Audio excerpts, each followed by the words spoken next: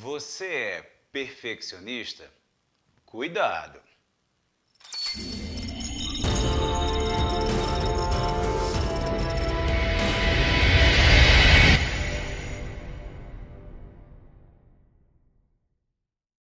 E aí, pessoal? Radiante? Eu tô radiante. Depois eu vou contar para vocês uma história muito legal sobre a decisão de estar radiante, né? O vídeo de hoje é sobre perfeccionismo, né?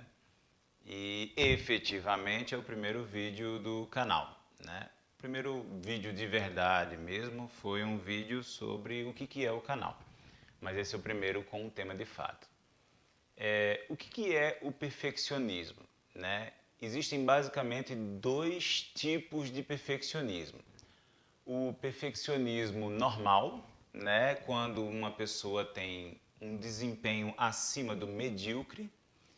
O que é medíocre? Medíocre não é um xingamento, né? Medíocre, na verdade, vem de mediano, do homem médio, daquilo que a maioria das pessoas faz, né?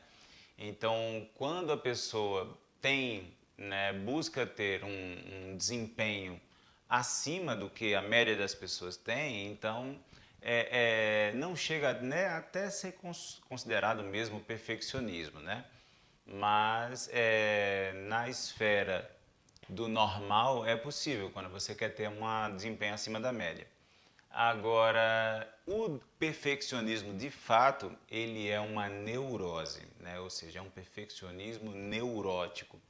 E é quando não importa qual seja o seu desempenho, você sempre considera insatisfatório, você sempre está em busca de mais e você sofre profundamente com a crítica, né? Como se a sua meta fosse desenvolver algum tipo de serviço, ou seja lá qual é a esfera da sua vida que você é perfeccionista, em que impossível que alguém criticasse, né? Como se isso fosse possível. Isso não é, né? Na verdade, existem pessoas com ideias de perfeccionismo, mas não existe ninguém de fato perfeccionista, porque ele não consegue atingir o objeto, né? A origem do perfeccionismo, em geral, ela está dentro de... É como se fosse assim, o perfeccionismo é uma estratégia de defesa que você desenvolve, né, ao longo da sua vida em razão de uma crença central que você tem pelo que a psicologia chama de desamparo, né? E isso geralmente é causado por uma experiência negativa. Como assim? O que são crenças centrais? As crenças centrais são experiências negativas que geram três tipos de pensamentos centrais. São as crenças que te movem, né? E essas crenças, elas são negativas, embora elas possam gerar alguns aspectos positivos, né? É a crença de desamparo, a crença de desamor e a crença de desvalor. A crença de desamparo é quando você acha você mesmo incompetente, né, e dependente, ou seja, você, não obstante, não é capaz de realizar as coisas com qualidade, como você acredita que você vai precisar de outras pessoas para poder realizar aquilo dali, né?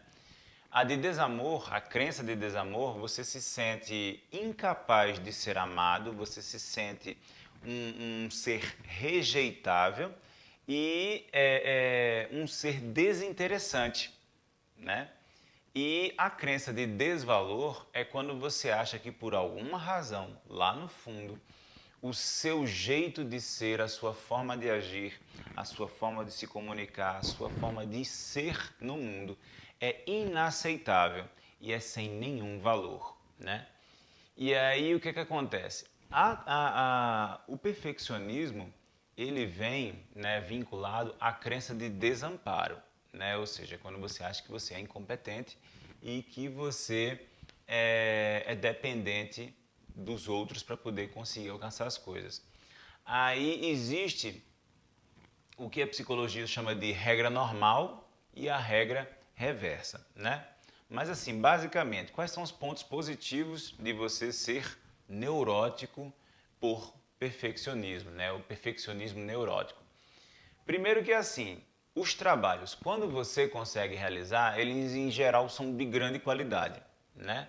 E a sua meta pessoal é sempre superar os seus limites e fazer o melhor, né? Ou seja, se eu tenho que fazer isso, então isso merece ser muito bem feito.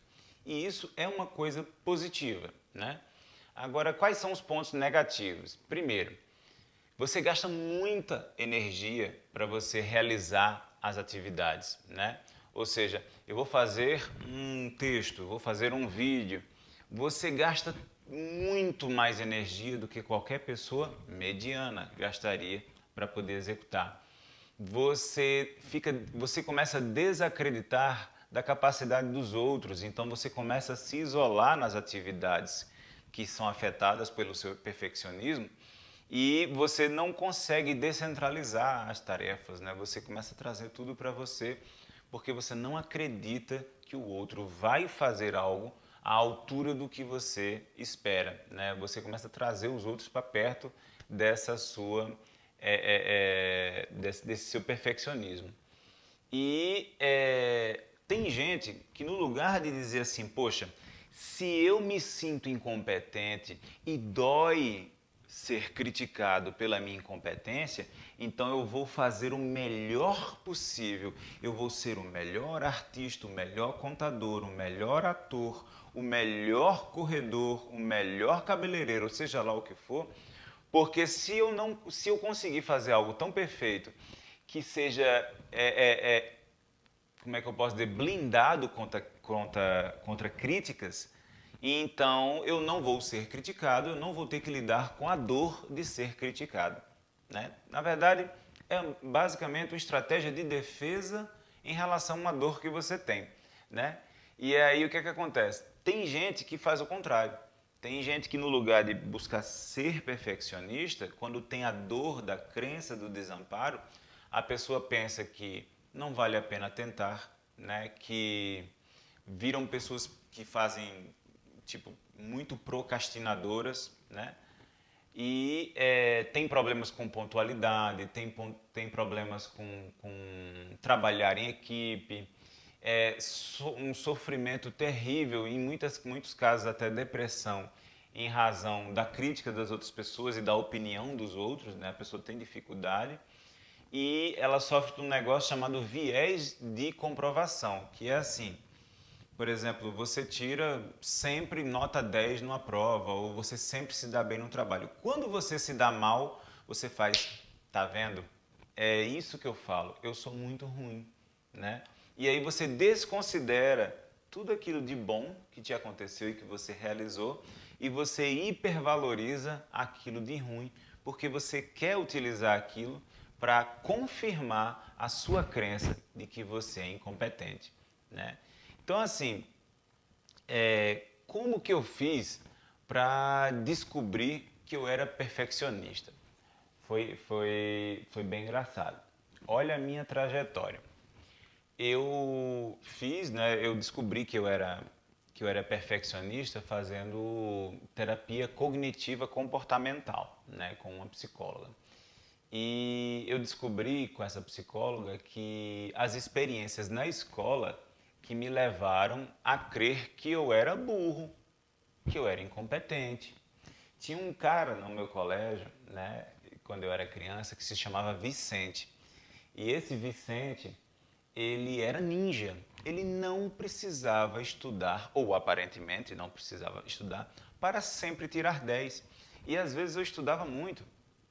Eu tentava me esforçar muito e eu conseguia, quando eu tirava um 7, nossa, era uma superação, né?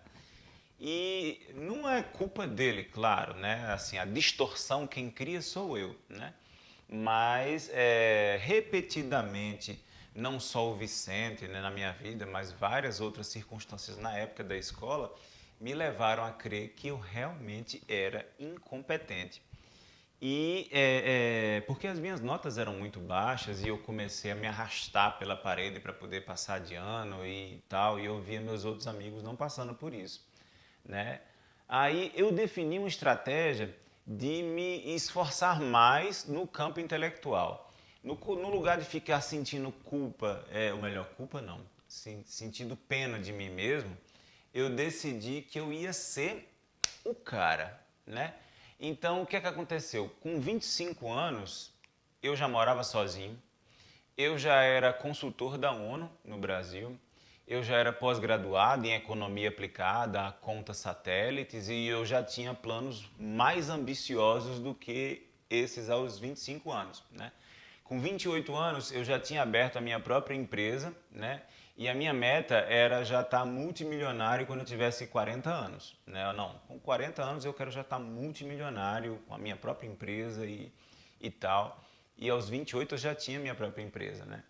E o que de verdade eu consegui com isso?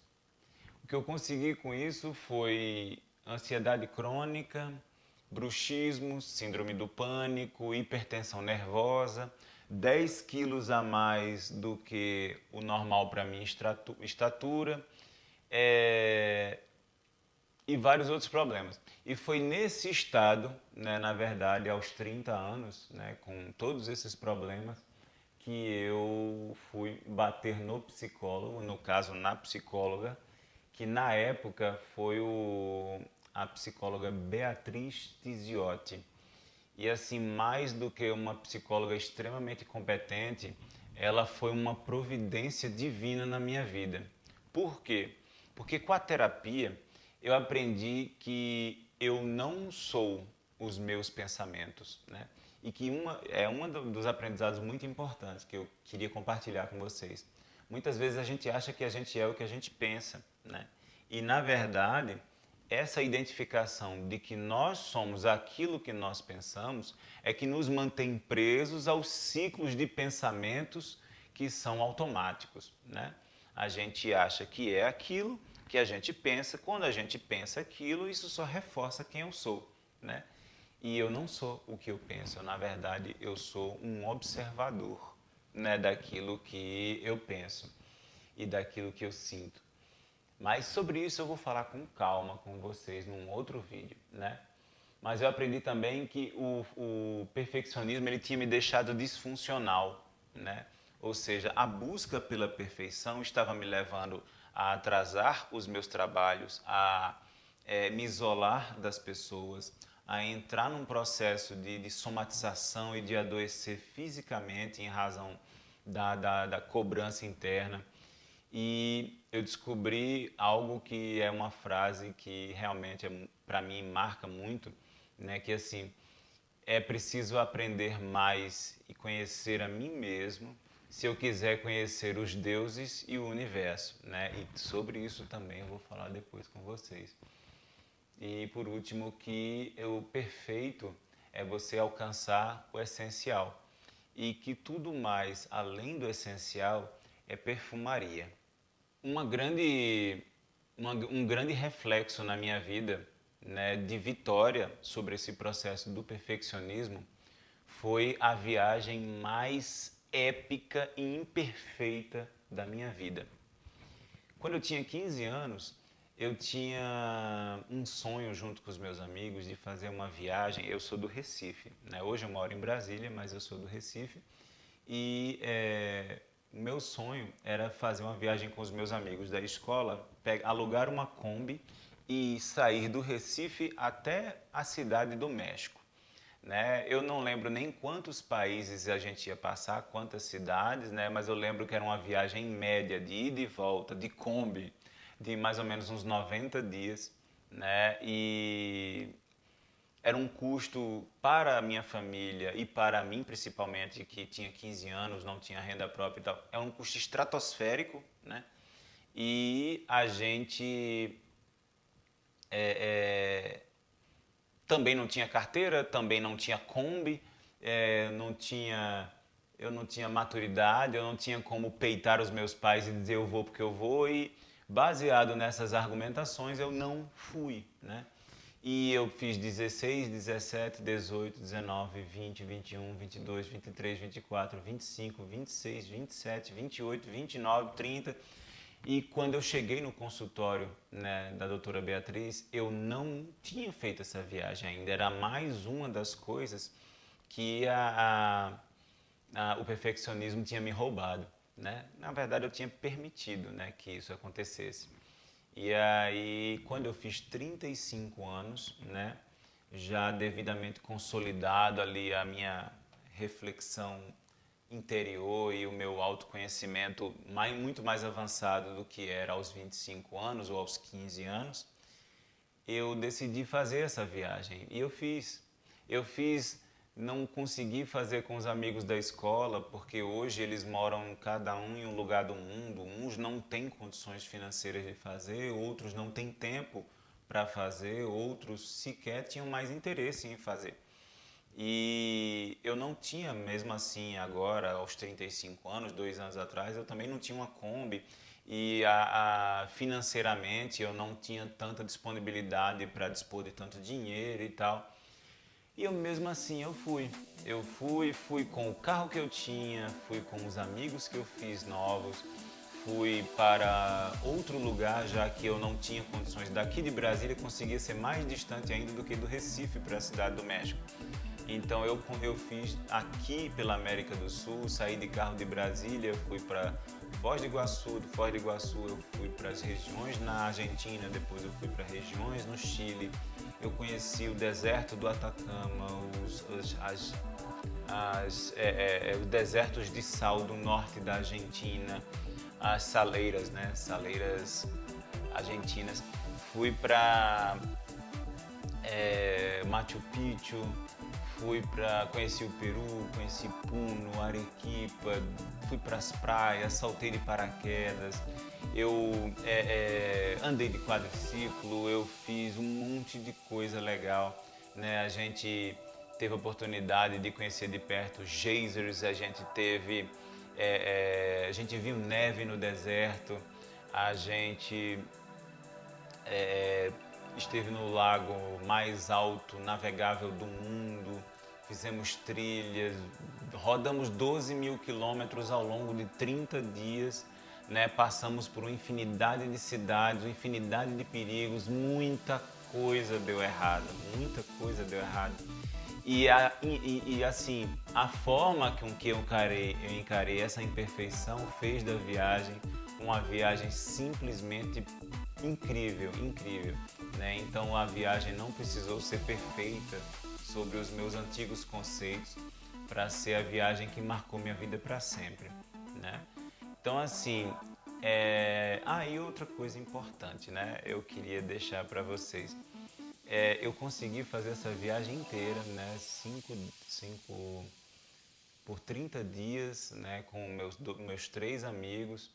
E essa viagem custou menos de 5 mil reais, custou 4 mil e poucos reais, né? Incluindo transporte, combustível, alimentação, bebidas, entradas, hospedagem, tudo, incluindo tudo, né? Eu levei 5 mil reais e ainda voltei com 500, né? E assim, em resumo, né? Toda vez que você resolve fazer uma escolha, você na verdade está fazendo também você está abrindo mão de alguma coisa, né? Toda escolha é uma renúncia, né? Então, quando você escolher, você que se sente perfeccionista em determinado campo da vida, né? Porque as pessoas às vezes são perfeccionistas com a beleza, vê-se que não é meu caso. Às vezes as pessoas são perfeccionistas com a comida, com a organização em casa, com qualquer coisa, né? No meu caso era com a questão do trabalho e do intelecto. Quando você abrir mão desse perfeccionismo, você na verdade vai estar renunciando a uma série de problemas que ele te traz também. Pensa nisso, 80% é perfeito, tá bom? Eu espero que vocês tenham gostado desse vídeo, né? E eu desejo que vocês encontrem, né, o equilíbrio dentro da vida de vocês, em que vocês consigam fazer mais do que a média, do que os medianos, e também consigam não se tornar disfuncionais nem adoecer como eu adoeci e como tanta gente adoece em razão do perfeccionismo. Um abraço, tudo de bom.